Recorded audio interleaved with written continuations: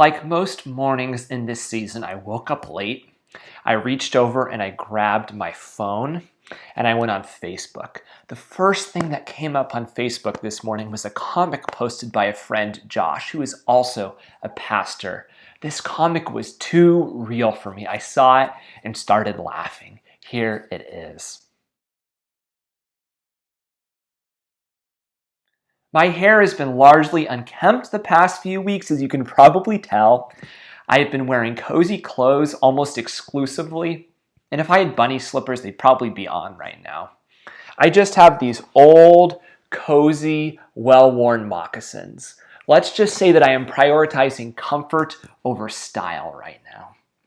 Based on this comic, I'm guessing I'm not the only one, though. Pastor Greg usually does some sort of singing in these videos. I won't offer you that, but I can give you a book recommendation. I really love the writings of Lauren Winner, especially this book, Wearing God. In this book, Winner finds a few of the more unique images for God in the Bible: clothing, fire, and even laughter, and then provides a meditation on each image that really feeds my soul. The first image Winner reflects on is God is clothing.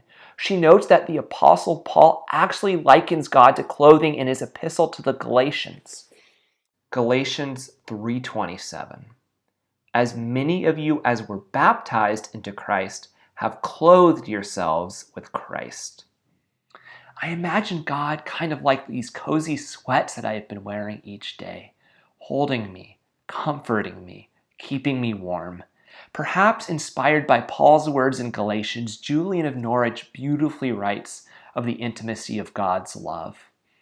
In the 5th chapter of A Revelation of Love, Julian writes, "He is our clothing, that for love wraps us and winds about us, embraces us and wholly encloses us, hangs about us for tender love, that he may never leave us." When Julian writes that God hangs about us for tender love, she is making a play on words. God hanging about us means 3 things.